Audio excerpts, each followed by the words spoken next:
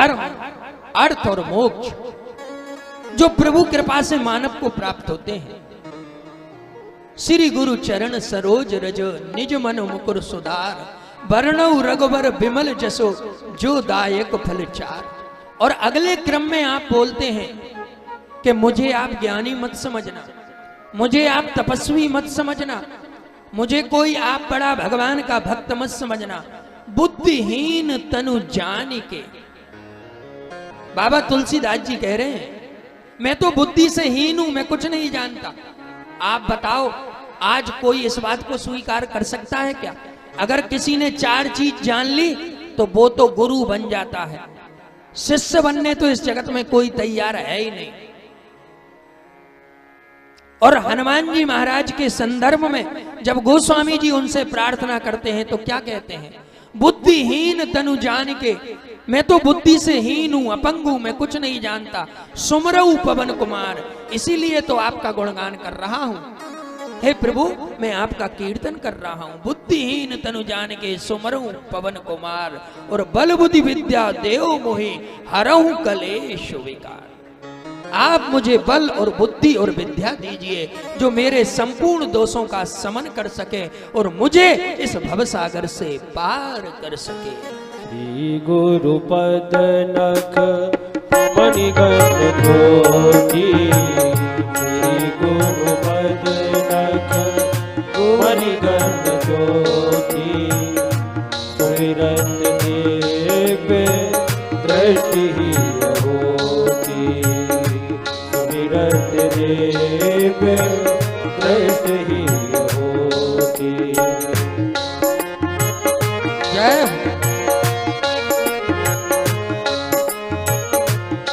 गुरु पद नख मणिगण ज्योति, सुमिरत देव दृष्टि होती, सुमिरत देव दृष्टि होती। श्री गुरु पद मणिगण ज्योति, सुमिरत देव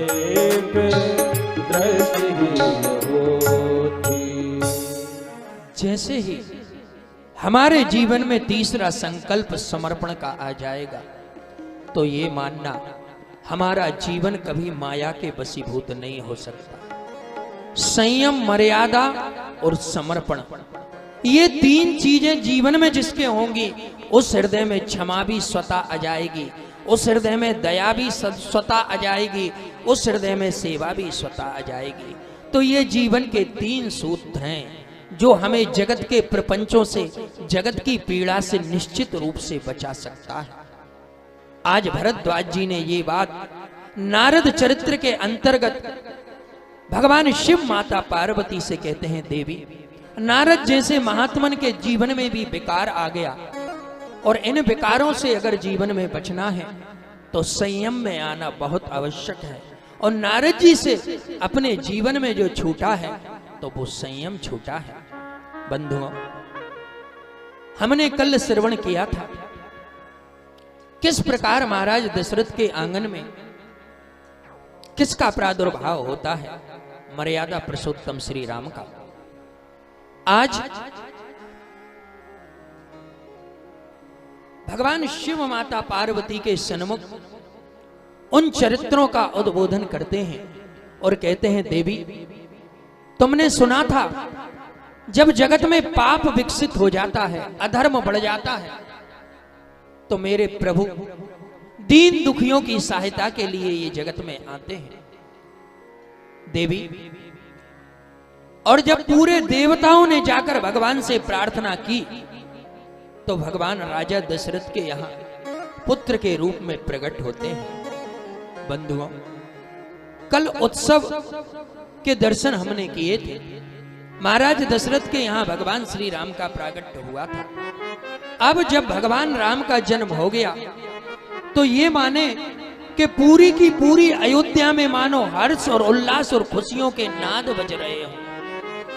हर्षित जहते धाई दासी, माने दासियां दौड़ रही हैं। तुझे पता है क्या मैया कौशल्या के यहां लाला जायो, एक कह रही अरे तो को पतो ना है मैया कैकेयी ने भी एक लाला को जन्म दियो है। अब सबके सब एक दूसरे के साथ आनंद में मगन होकर पूरे के पूरे पुरवासी महाराज दशरथ के महल की ओर दौड़ रहे हैं। हर्षित जहते धाई दासी आनंद मगन सकल पुरवासी।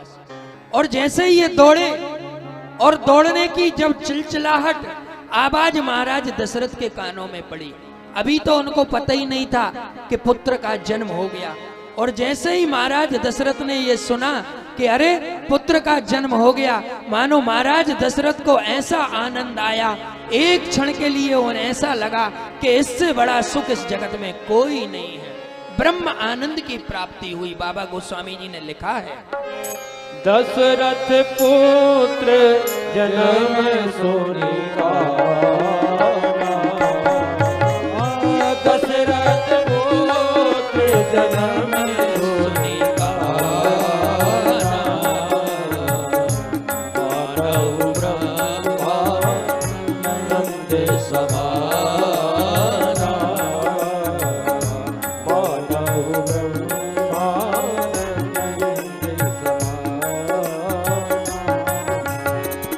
परम प्रेम मन पुलक शरीरा, परम प्रेम मन पुलक शरीरा, चाहत उठन करन मति धीरा, चाहत उठन करन मति धीरा, जाकर नाम सुन जाकर नाम सुनत शुभ होई, होवे आवाज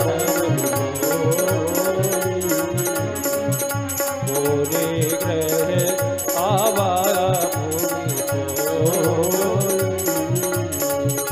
परमानंद परमानंद पूरी मन राजा, बुलाए बजाया बाजा, बुलाए बजाया बाजा। जैसे ही महाराज दशरथ के कानों में सुनाई पड़ा कि पुत्र का जन्म हो गया है, दशरथ पुत्र जन्म सुनी काना, जैसे ही उनके कानों में ये बात पड़ी तो मानहु ब्रह्मानंद समाना। आप बताएं, चौथे पन में अयोध्या का राजा युवराज का प्रागट हुआ है। महाराज दशरथ की खुशी का ठिकाना नहीं। अब तो प्रेम मगन हो गए, शरीर की सुध नहीं रही, उठना तो चाहते हैं लेकिन मन को धीरज नहीं है। ऐसा लग रहा है तत्क्षण जाकर पुत्र के दर्शन कर लो। और जाकर नाम सुनत शुभ होई, और जिसके मुख से उन्होंने इस नाम को सुना तो मानो ये मान लिया कि ये व्यक्ति मेरे लिए जीवन में शुभ है। इसने ही इस संदेश को सुनाया है। हम बोलते हैं ना किसी किसी को, भैया इसका हाथ मुझे भाग्यशाली लगता है, या इसका साथ मेरे जीवन में सौभाग्य को देता है। हर व्यक्ति के जीवन में कोई ना कोई एक ऐसा व्यक्ति होता है जिसके कारण उसके विकास में उसका नाम, उसकी कीर्ति, उसके वैभव की वृद्धि होती है, तो वो उसको भगवान के समकक्ष अपने जीवन में स्थान देता है। आज महाराज दशरथ भी जाकर नाम सुनत शुभ होई, और मोरे ग्रह आवा प्रभु सोई।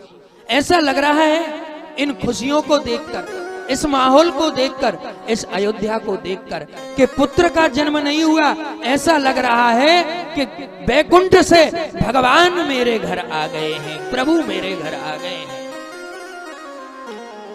महाराज दशरथ का हृदय आनंदित हो रहा है। और जैसे ही ये सोचा, अब राजा से रहा नहीं गया। जब हमारे घर कोई खुशी का माहौल होता है, जब दिल झूमने लगता है, मानो जिस सुख के लिए, जिस खुशी के लिए बरसों इंतजार किया जाए, और वो इंतजार की जब घड़ी हो जाए पूरी, और वो इच्छा भगवान जब पूरी कर देता है, मानो खुशियों का अंबार लुटा दूं, ऐसा लगता है सारी की सारी संपदा जगत में बांट दूं। आज भगवान ने तूने मुझे वो दे दिया जिसकी मुझे बरसों से प्रतीक्षा थी। आज वो सब मुझे मिल गया। तो महाराज दशरथ से रहा नहीं गया। उनने कहा जाओ बुलाओ सबको, बुलाओ किन्नरों को, बुलाओ गीतज्ञों को और बुलाओ देवताओं को, सबको बुला करके आज तो ऐसे बाजे बजाओ कि लोग इस अवध के इस उत्सव को कभी ना भूल पाएं कि कभी अयोध्या में राम का जन्म नहीं हुआ था। ऐसी खुशियां, ऐसे बाजे, ऐसे नाद इस अवध में फैला दो। सब मिलकर बधाइयां गा रहे हैं।